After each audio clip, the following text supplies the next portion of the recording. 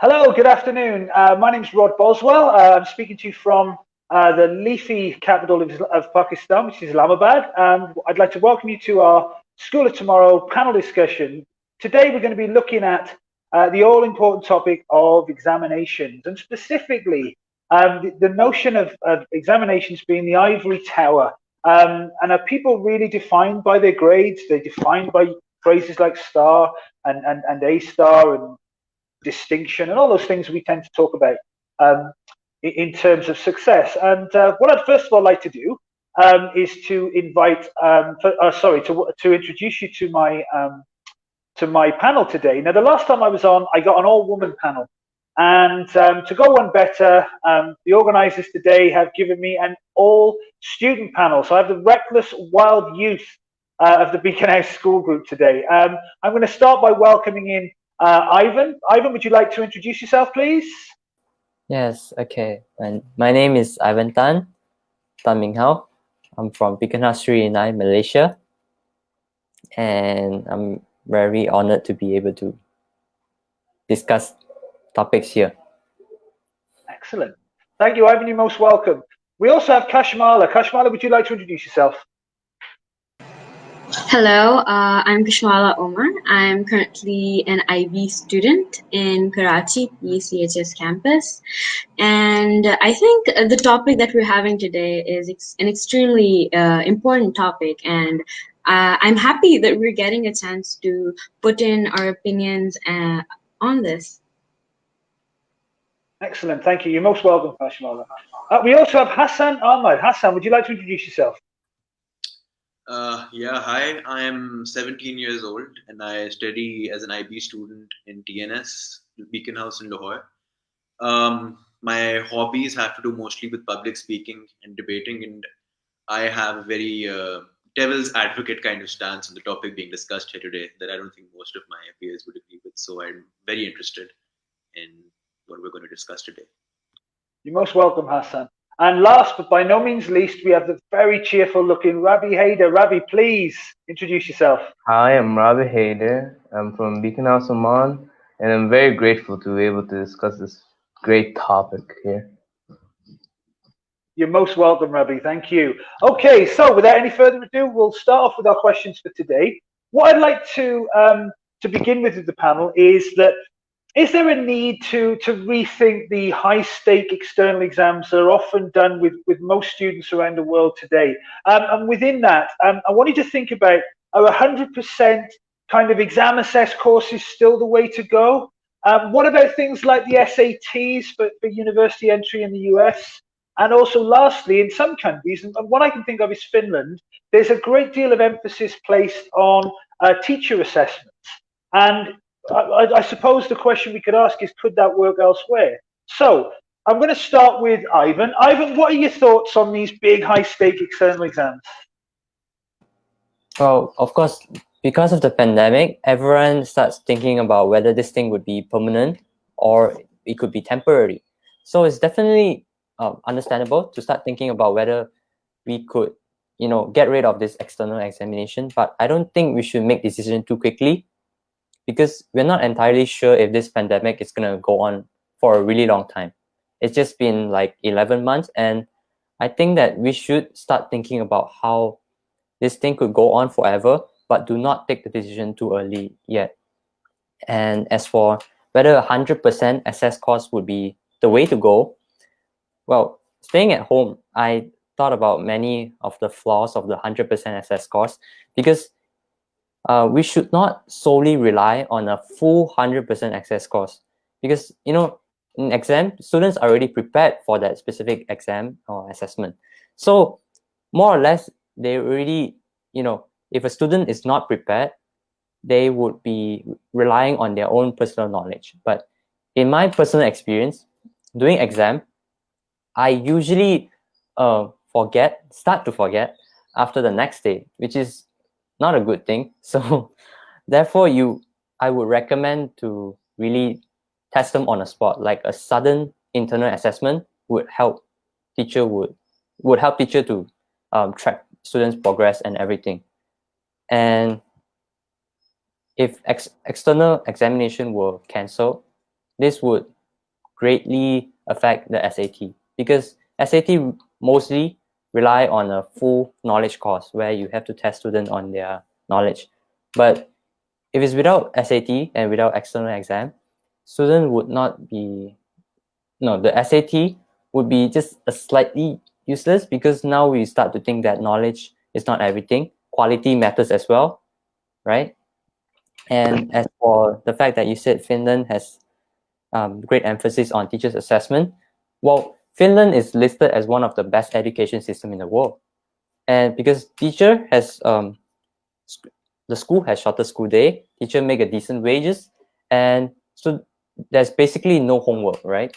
And this makes students very enthusiastic about coming to school to learn. Some student wants to learn and they want to have fun, and this could also work elsewhere, but it could take just a slightly more time to get this into effect. I have concluded my first question. Thank you. Thank you for that. That was really interesting. Kashmala, what are your thoughts?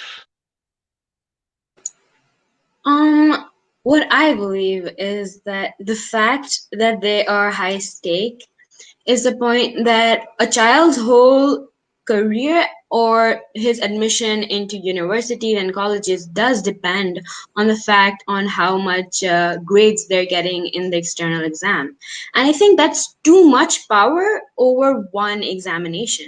And I think it's important that classworks are also assessed in a way that you can ensure consistency in growth and development, because there are a lot of children who can easily ace their papers by studying at the last day, but then there are a lot of children who cannot do that, and even if they're studying for a very long time. So I think it's extremely important that consistency and growth is measured, and I think skill-based examinations are what are important, that even though there should exist some sort of external examinations, but they should be skill based in the sense where they're assessing knowledge and they're assessing what the child understood. And talking about SATs, I think that yes, obviously SATs will have less effect after external examinations if they are removed. But I don't think external examinations as a mode can be removed completely. But I think we can reduce the level of standardization that they have. So they can be, they can be case studies, or they can be other ways in which we can assess a child of through external examinations. But they shouldn't be completely standard. They should be based on the level of understanding. And while talking about the system in Finland, I think they have a very high, criteria to hire their teachers, and they give their teachers a lot of autonomy over how they take the class and how they grade their students. So I think that is one thing that can be implemented, but it is important that it is in a systematic way, and I think it is possible. It's doable, but if done properly. That's what I think. Because of the fact that external exams, if that child does not score well, there's a ripple effect, not only on their, not only on their current scenario, but because a lot of universities, they take A stars and IB grades 45, 42 as a minimum to get into a very good university, which is really high, for any student to have. So I think that's why external examinations should not be the only way to assess children. Okay, that's some really good food for thought there. Thank you, Kashmala. Rabie, what are your thoughts? I agree with Kashmala and the idea of like it shouldn't be only the external exam. The external exams are good and they give a sense of standardization where everyone's tested on the same basis. But I believe they should also take into account the students' coursework over the year, where like take into account what they've done so far. Because having just one external exam can lead to the students being pressured and like stressed out about that one exam, causing poor performance in the end. And like an entire student's like career, like admission, can be just ruined due to like a 10 to 15 hour exams, you know. So it'd be better if like they could also send in their like achievements, their coursework, and be assessed based on that as well as the external exam. Like that, they'll measure their students' sense of development, self-growth, and then they'll also measure their, you know, grades in the end. As for like as for the SAT, as I said, there will be the standardized is good. Just they should give more weightage to also coursework that the students can do, so they could also the students wouldn't be as stressed out as well. So they allowed the students to be, you know, taking things as a little bit easier. Okay, And that's my conclusion. Okay, thanks, Rabie. Right, lastly, Hasan, what are your thoughts on this one? Well, putting this pandemic aside, we have always had some glaring flaws when it comes to high-stake external examinations. And most of these stem from the hackable nature of most exams, be it those administered by the IBO or by Cambridge or by college or by the college board. You know, you practice a number of past papers in the days leading up to the exam. You go over mark schemes and you plan out the most effective test execution strategies, and you shall ace the exam. And the same goes for tests like the SAT or the ACT. And while it does take a lot of planning, a lot of intellect, and a lot of effort to be able to figure out how to ace these exams, its nature, the nature of these exams, deviates from what the intended purpose of having external examinations is, which is to test your ability to think critically or to apply the knowledge you've learned in the classroom effectively.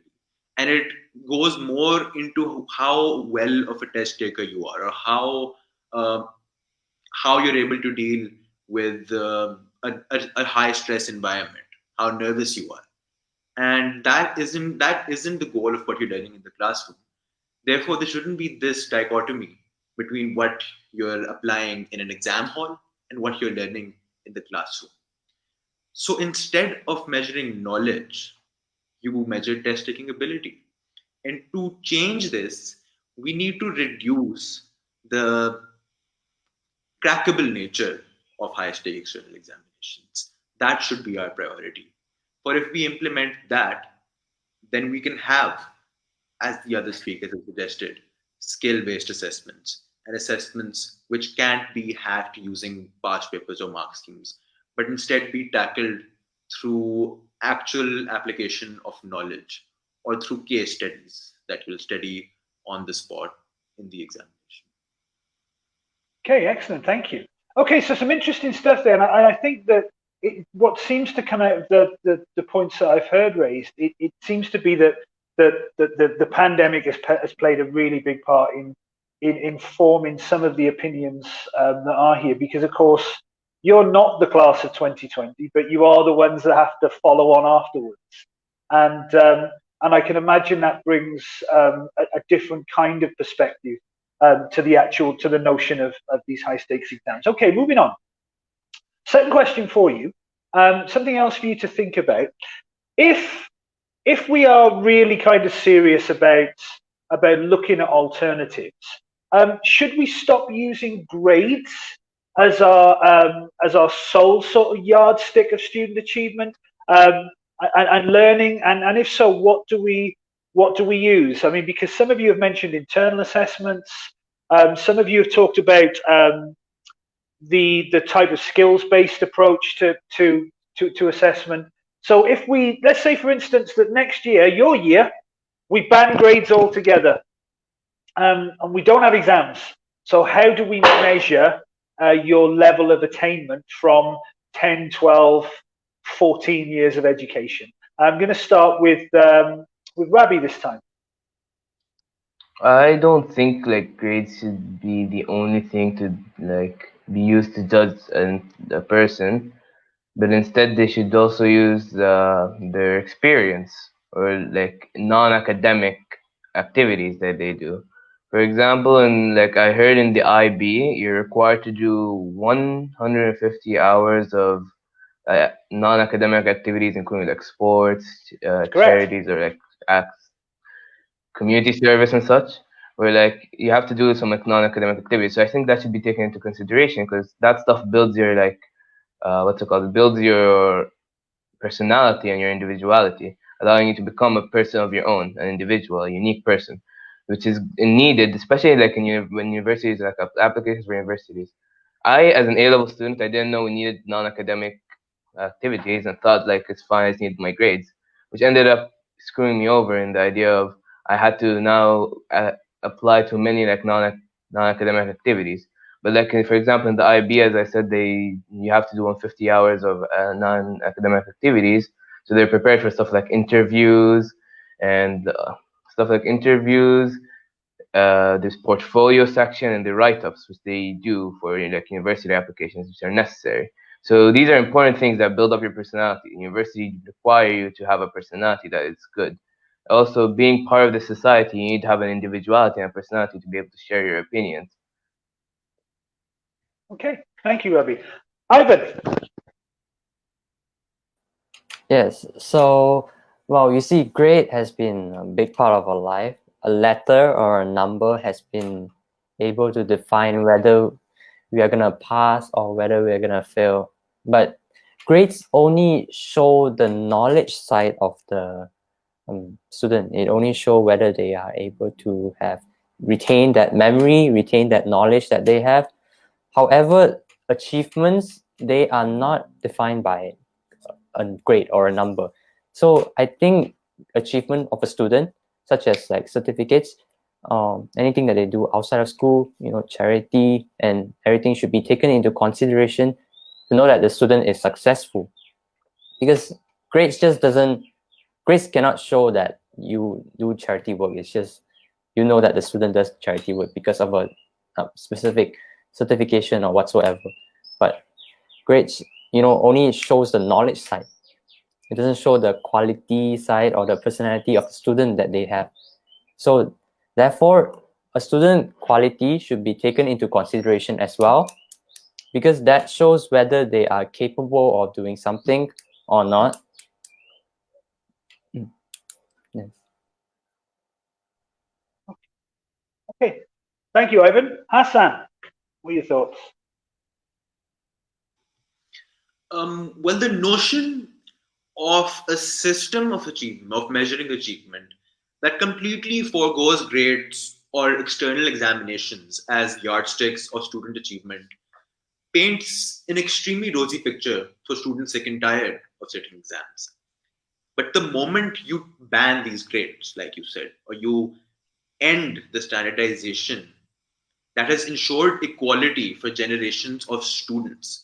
Because if you largely shift your assessment strategy from exams that are basically the same throughout the world, and you shift it to measurements of creativity, activity, and service, then there are going to be certain groups that are at an advantage and certain groups that are at a disadvantage. I go to an IB school in the Beacon House school systems that affords me some luxuries and opportunities, like being able to engage in public speaking, like being able to engage in debating, like being able to like being able to enact and plan high impact community service projects that aren't going to be available to students perhaps from other socioeconomic backgrounds. And there's no secret that there's nothing I've done to be able to be able to enact these sorts of initiatives or to take initiative at this level. I've just been born into a household that can afford such a luxurious education system. The other person who might have family responsibilities or who might not have the connections that are going to be able to get him to succeed in a high impact community project in a country like Pakistan will be at a disadvantage when it comes to the process for university admissions or for job applications. So there needs to be that one exam or that one test is his one shot at showing his true potential, at showing his academic potential and shining, and instead of all the hardships that he may face, instead of the fact that he does not start the race at the start line, the same start line, because a person who has opportunities of creativity activity service is going to have a significant jump start or a head start. And for all the stigma of academic exams, they do measure a few qualities that are crucial to professional success. Your ability to manage time, your ability to manage commitments, your performance, and your ability to think and perform under pressure in a environment of high stakes will prepare you for your professional life, because that is really what's going to come into play when you occupy positions of leadership in the future. Okay, that's really good. Thank you for that one, Hasan. Kashmala, do you want to finish off that particular point? I agree to some part of what Hasan said and some part of what both Rabie and Ivan said. I believe when Hasan talks about privilege of some children, I think that also enacts when external exam takes place. Because if a child who is not getting good grades, yet he has a privilege to become what he wants to become, is unfair to a child who does not have the privilege to become something without those same external exams. And the thing is, when you're talking about education, privileged class gets better education, better knowledge, and we're learned and we're taught in such a way. But a lot of times, the education systems for the lower socioeconomic class are not that great. So the thing is that I think even though, yes, it can be difficult for them to plan such activities at such a large scale, but I think in comparison to external exams, there are way more easier ways to conduct creativity, activity, and service. There are ways in which you can simply go to an NGO and participate. You can go to you can go to old age homes and you can help there. That doesn't require money. It's just the service that you are providing. Or if you for activity does not particularly mean that you have to organize big competitions. It can be you playing football or you playing table tennis. So I think that part is way more easier to conduct than to have put all of your effort in that one exam and that one grade that will define you if you are from the underprivileged class, because of the fact that it's not just your university that will ask for your grades, but if you're not getting good grades in your university and your GPA is not well, you will be defined in your job until and unless you're privileged enough that you can get out of that situation. And I think that apart from that, we can say that external exams can be removed completely. But the thing is that there are different ways to conduct external exams, such as, like Ivan said, and Rabie said, that quality over quantity of the learning. And I think scenario-based assessments and case studies are ways to ensure critical thinking and analysis in students. So I think that we should stop using grades as the only yardstick. We can add certain levels of percentiles in which we're assessing our external examinations on a certain percentile of our grade, while the other internal examinations can count for the other percentage, the remaining percentage of our grades that we're getting.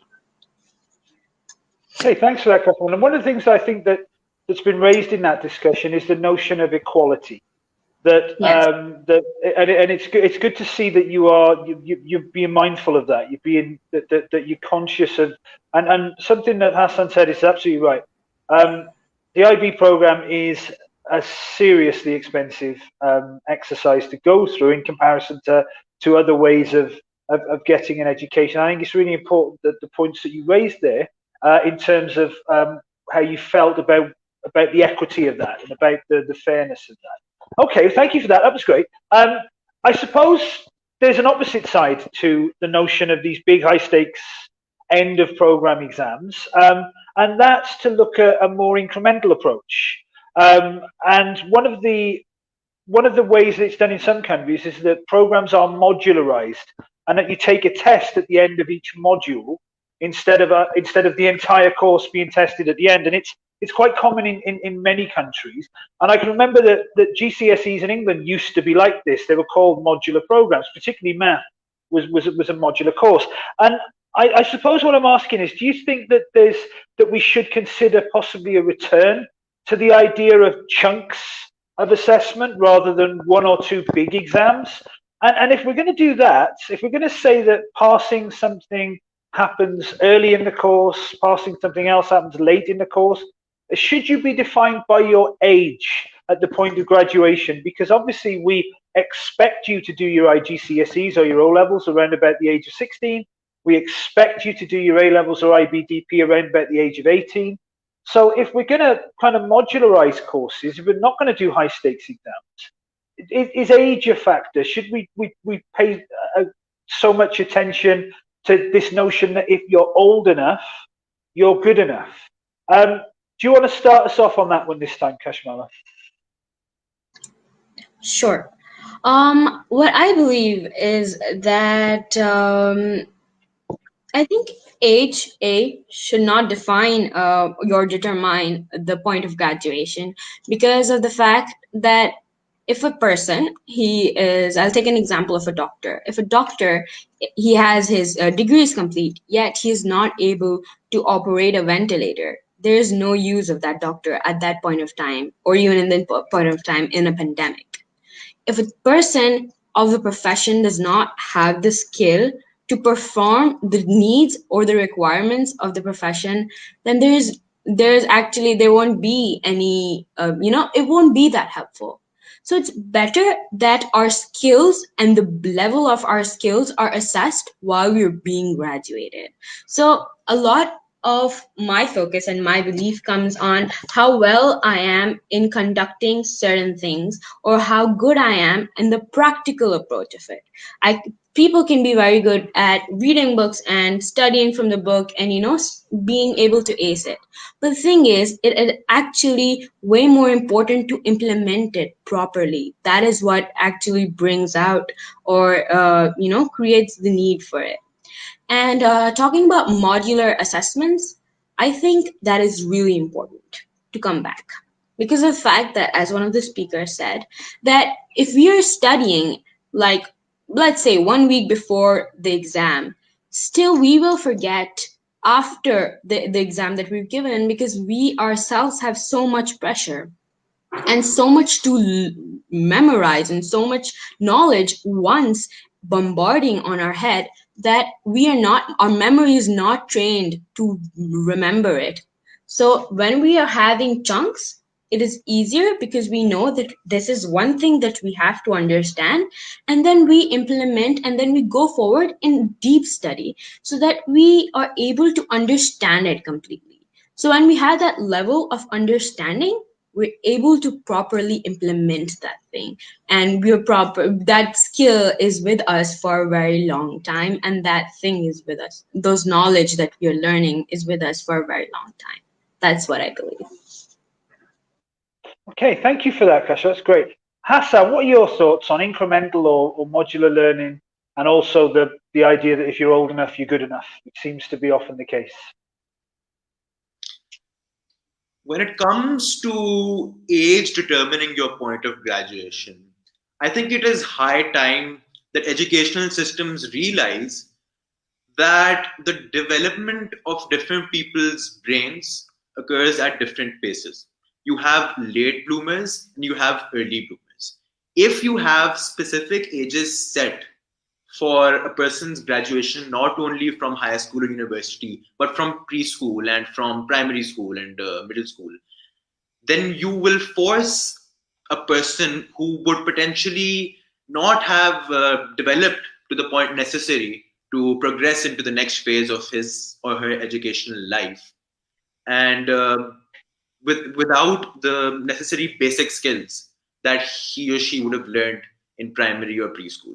So if you consider, if you take into account the fact that there are late bloomers and there are early bloomers, then you won't have a specific age set for these students, and you'll actually be able to ensure more equity, because it has been scientifically proven that there are different paces of development. this is not the notion of a person putting in less effort or more effort in the early years of their life, but it's something that they're born with. A person who might be a late bloomer may eventually end up becoming a harder worker or a more conventionally accomplished person than somebody who is an early bloomer.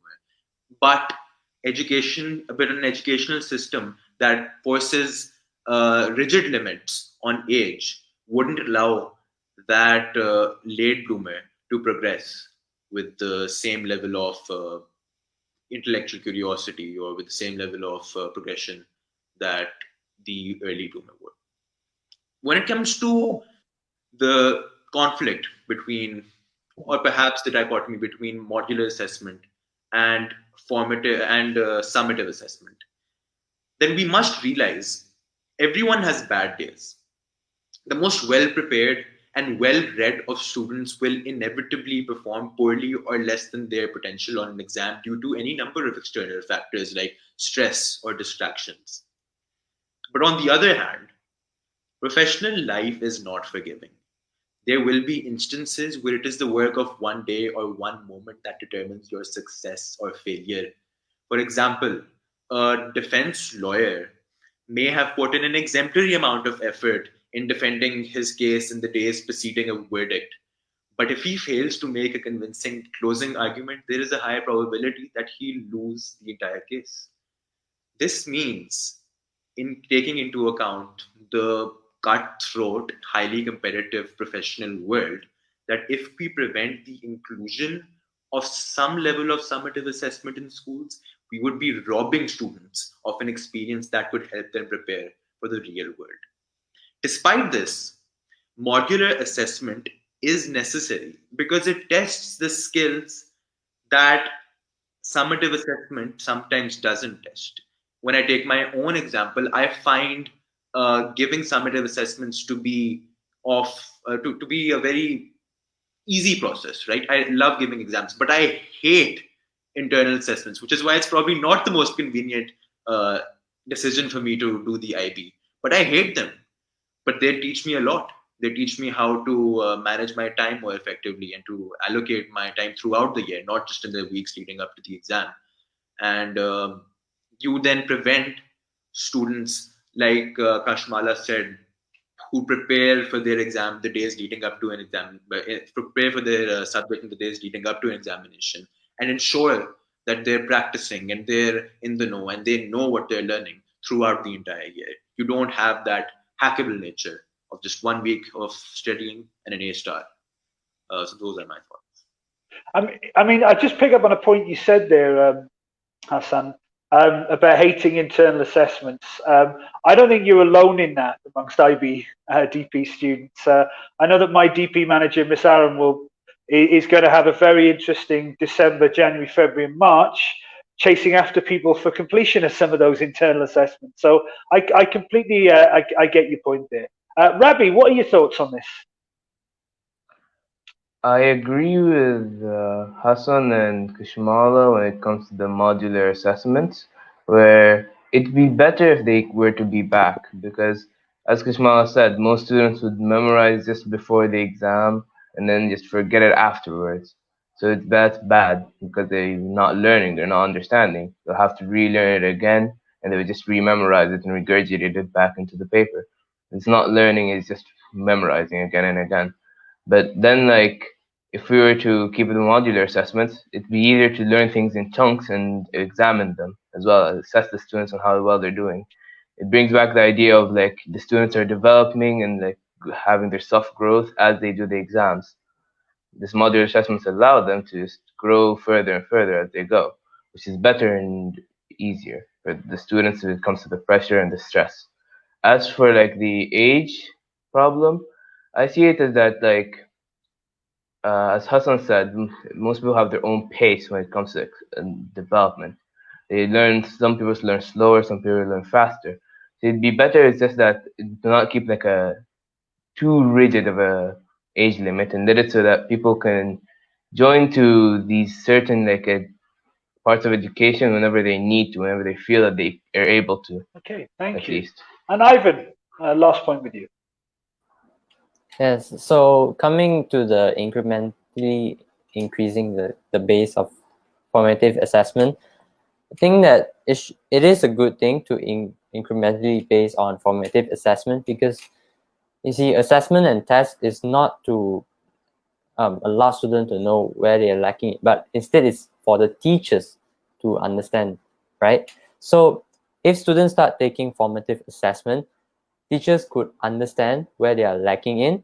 And because compared to a semester, an exam, during maybe March, one exam, and then on July there's another exam, students are difficult to understand where they're lacking in. That's why teachers are important factors, right?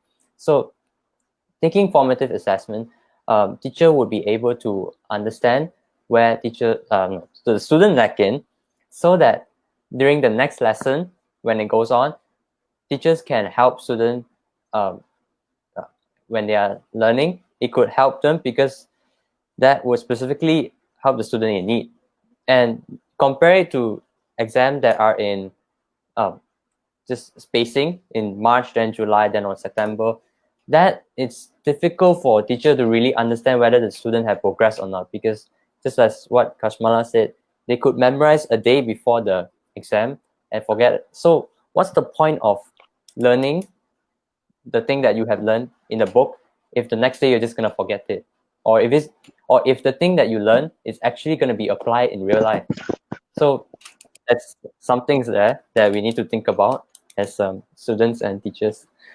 And as for age, I think that we shouldn't put a boundary between years, because you see, even in my years, as a grade 10 student, there are also people who are like 14, 15, 16, 17.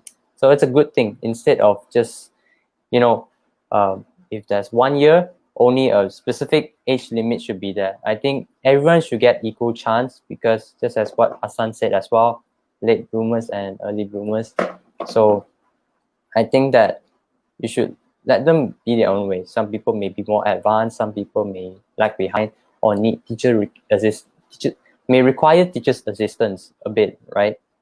So because at the end of the day, what they learn, it's still the same, but whether they're able to apply what their knowledge, what they have learned from the things that it's in the book, it's on them itself. And yeah. Okay, thanks for that. I mean, there's some great points in there. I mean, I'm a little bit surprised actually that some of you kind of didn't have a stronger view on age, because it is quite a kind of a strict approach in many countries. Not all, I have to say. I mean, in England, if you take your GCSEs after the age of 16 years and 11, it stops you from appearing in something called the performance measure, and that sort of scares schools half to death sometimes. But some great points in there. Thank you to members of our audience that are, by the way, that are pitching in comments. Clearly, the idea of modular assessment is quite a hot topic amongst a lot of people today. And I'm not sure if that's been driven by the pandemic, or if it's just a sense that exam fatigue is something that really does unite us. I can remember exam fatigue. And I think your parents can remember exam fatigue probably very vividly. And I think when I was 16, 17, 18, all I remember thinking was, God, I hope nobody else has to go through this. And yet here we are, 33 years later, and people are still concerning themselves with these big exam fatigue. Okay, so we're going to move on slightly. So clearly there are some issues that we've got some strong opinions on in relation to the way we assess outcomes for young people. So is it time for you to make your opinions known to the people who matter, the examination boards, the governments, the universities, in terms of what you feel about the way that you're judged in terms of your development? And I think within that there are two questions that really kind of come to the fore. And the first one is, what role should students play in the design of their curriculums? Because right now you get no say in how your curriculum is being designed. And secondly, do we need a global standard that measures everybody fairly, that just gives everybody the same shot, that there's no deviation between A levels and IB and US high school? Because I think the difficult thing is that in Dubai there are 19 separate school systems. 19. In England there are at least 5 I can think of, and around the world there are multiple ways of doing it. So I suppose the two parts to this question really: what role do you as students have in terms of curriculum design, or should have in terms of curriculum design? And also, is it time for a really universal approach to measuring outcomes? Kashmala, do you want to start us off on this one?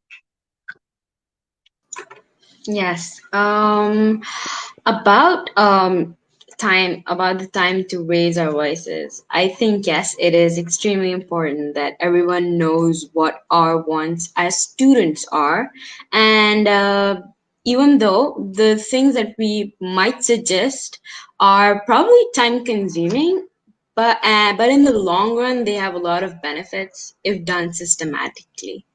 And the role of students in designing curriculums, what I think is students, we're very good at planning out modules because there's some exercises in which our teachers we're taught a topic, but then the questions we have to extract questions out of them, and then we have to answer those questions by our own selves. So when we're designing and we're planning the way the whole class would go, as in if you're giving presentations and if we ourselves are teaching the topic, I think the level of understanding that we have is greater because of the fact that I'm not suggesting that we should replace teachers, but the fact that when we are acting as teachers and we're teaching or we're presenting something, there are a lot of questions that rise in our heads. And then in order to answer those questions, we research more and we delve more deeper into the topic. So I think the level of understanding that comes out of it is way more than just sitting and listening to the teacher teach. And then there are a lot of other ways through which children learn as well. There are people who are auditory learners, there are people who are visual learners. So I think if they are themselves able to, and they have the autonomy to mold or plan how they want their teacher to carry out the lesson, I think there would be greater student understanding of what the topic entails and how the course is going about. And furthermore, talking about the global approach, I think yes, there should be one. But I think because of the existence of different countries and their economies, it's not always possible to implement such a global approach and such a system, because when we talk about equity, that can differ.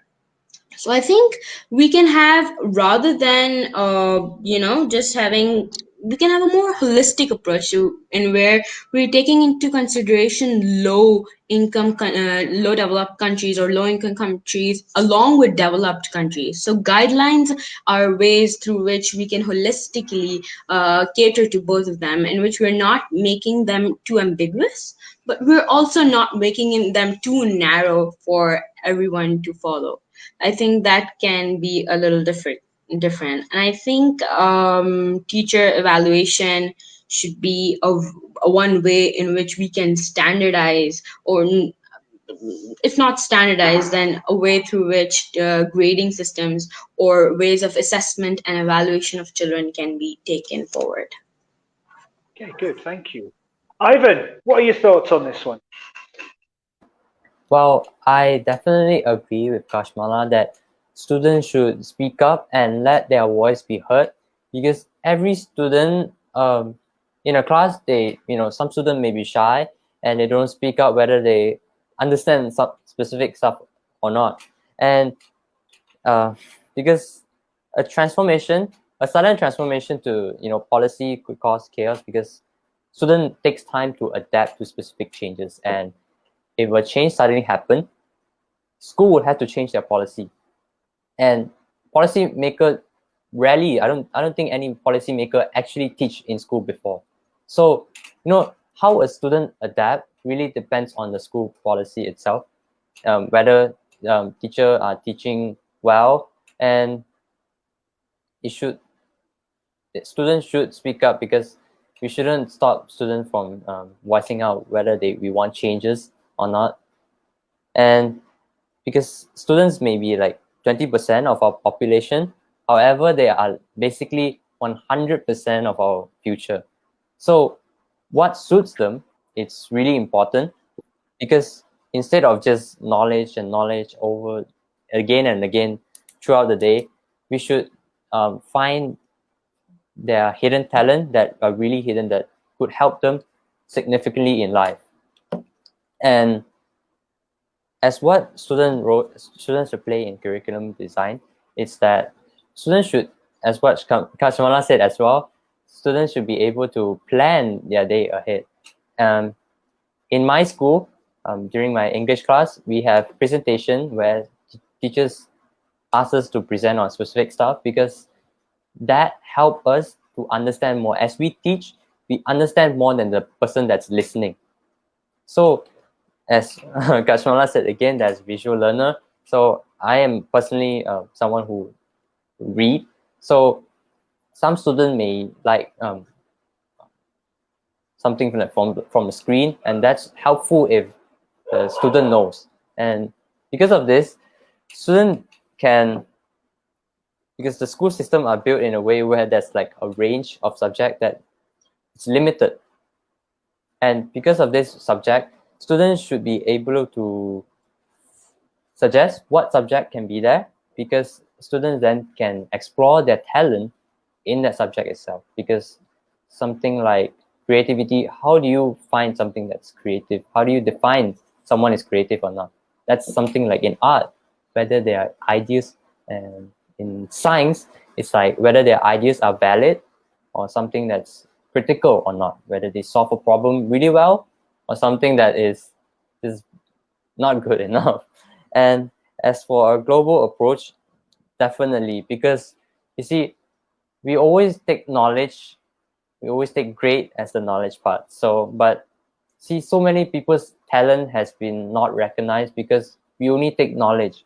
We're not taking their true, hidden talent that we really need to find. Because this hidden talent could be something that could really help them. And if it's just knowledge, because everyone depends on, every university nowadays that I know of is dependent on their knowledge. However, I think student achievement must be taken into consideration, as it shows what type of person they are. Okay, thank you. Rabie, what are your thoughts on this one? And I'll just quickly recap for you what the question was. What role should students, really play in the design of curriculum, bearing in mind that that yours is the voice that seems to be heard less when it comes to the creation of academic curricula? And also, do we need a global approach to measuring that student achievement? I believe that like in some classes, students should be allowed to like teach each other the topics, not to like let the teacher sit aside, but to be able to teach each other topics. And like because when you teach someone, usually you learn more and you're able to get a better understanding of that certain topic just by teaching someone. And also it makes students prepare before the day of presenting. They'll prepare for the topic, they'll read through, try to get the understanding. They'll discuss it with their classmates, they'll discuss any issues. And if the teacher were to find something that was like wrong or something that the students aren't able to understand, then she can also point that out, help them, and improve it with them. Like that, everyone is gaining an advantage from this, and they're able to all understand everything in a great, fantastic way, in which they won't have difficulties, at least. And as for the global standardization, I believe that there should be like a globally standardized exam, because that would help everyone like have like a fair level ground for testing. It'd be an ideal approach, but it couldn't be possible due to, as Kashmala said, the economy of most countries and such. But then it would be wonderful if we could have like a single standardized test for everyone. Okay, Hasan, finally, your thoughts. If I go to any school principal or academic coordinator and I ask them what the ideal student is, They'll tell me future leader. But when it comes to curriculum, there is no autonomy that these students have or no stake that these students have when it comes to forming what they'll study and how they'll study over the year. This is a contradiction, because how can we expect our students to become future leaders until they gain the reflective skills or the decision making or the responsibility that is attached with forming your own curriculum design? And that is why it is crucial for following the model that so many successful corporations and successful managers have outlined in interviews and books, in that it has been proven that the devolution of decision making power and the taking on of students, taking on of employees as partners in what tasks they accomplish has always led to more productivity. So why can't we follow the same model when it comes to schools? Is it because students are mature enough? Well, sure, perhaps not, but that's where the teachers come in. That's where you have these professionals who have studied the art of education and can help students, taking them on as partners in forming their own decision making. Because when you have a system like that one, not only do you give them more leadership experience and skills that will actually make them a future leader, but you also entail unto them a more active role in the classroom. And that will make them genuinely love school and love the class, because you'll be learning actively. You'll be reflecting on the decisions and the goals that you have set for yourself.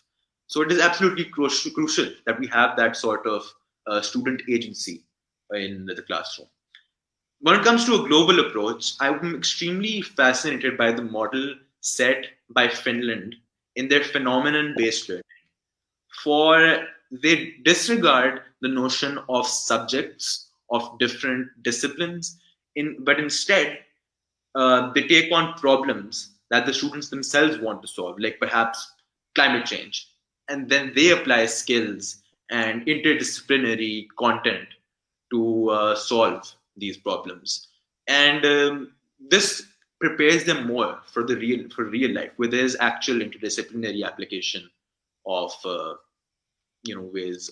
subjects. Okay, no, thank you. That's great. Now, I have one last question for you to consider.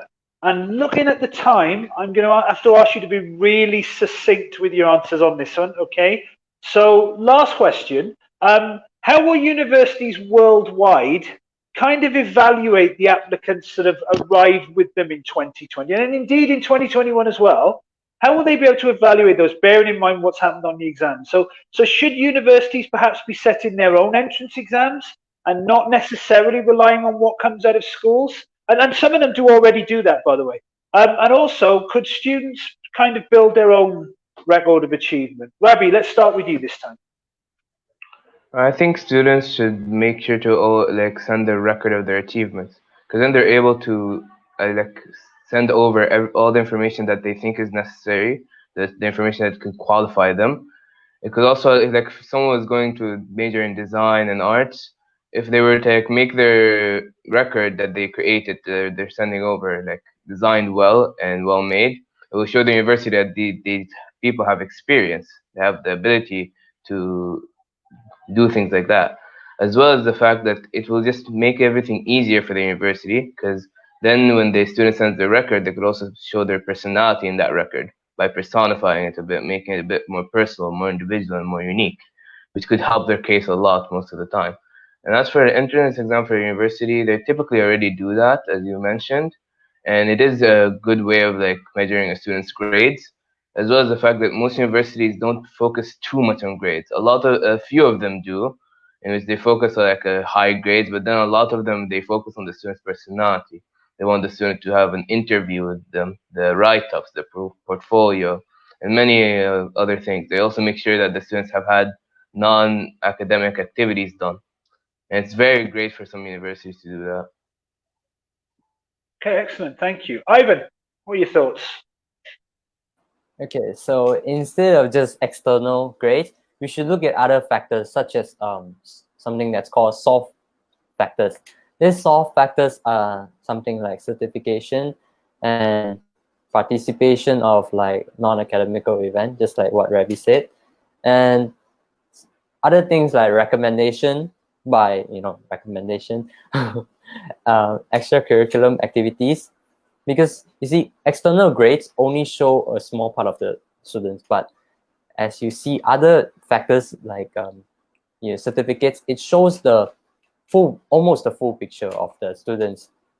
And university definitely should set their own tests, because what their test should be is like a test where students can elaborate their ideas on specific problems that are really happening in life, because you don't want to, I feel like university should test them on problem that's really happening instead of problem that already been solved, because that way you could really ask students to elaborate their ideas and show them what they are thinking, whether their critical thinking is really that powerful and valid, that in a way that their decision can be taken into consideration by the university people and people that are working there.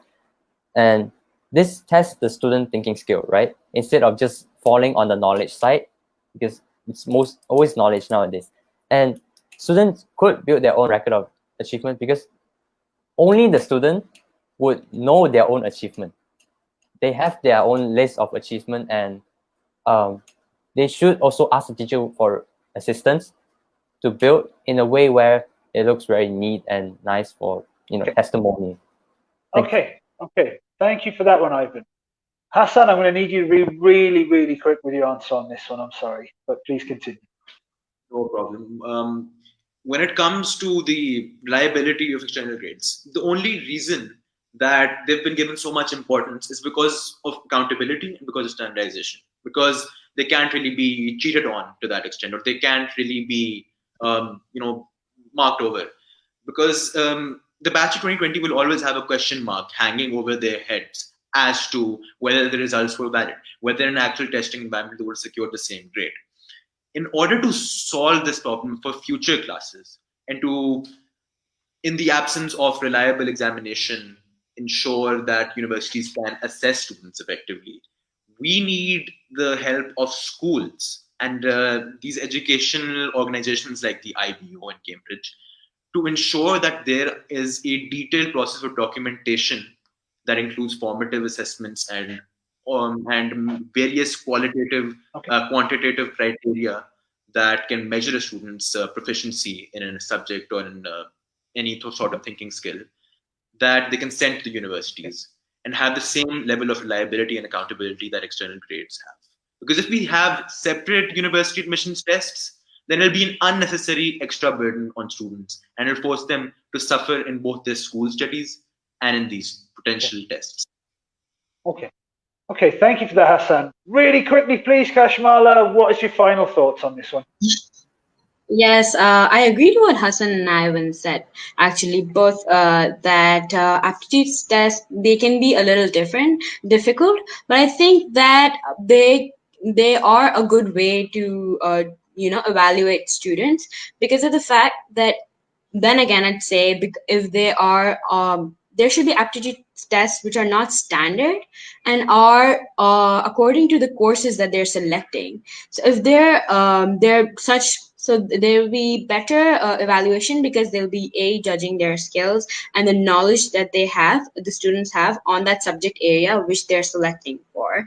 And I think I also agree that students should build their own criteria or in their own portfolio, because it allows them to reflect, and then when they reflect, they can identify and then they can eradicate. They can identify their strengths and their weaknesses, and they can work forward to improve their areas of development, which can help them further.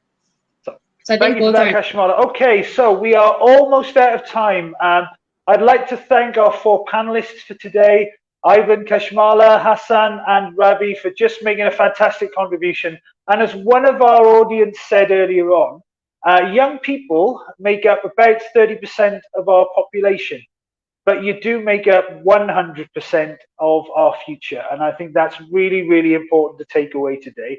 I've been so impressed with the four of you. You've just, I think you've blown myself away. You've blown the audience away in the way you've articulated yourselves, but also in the way that you've represented your schools today. So thank you very much, and goodbye. And I hope to see you all again soon. Thank you. Goodbye. Thank you. Thank you very much.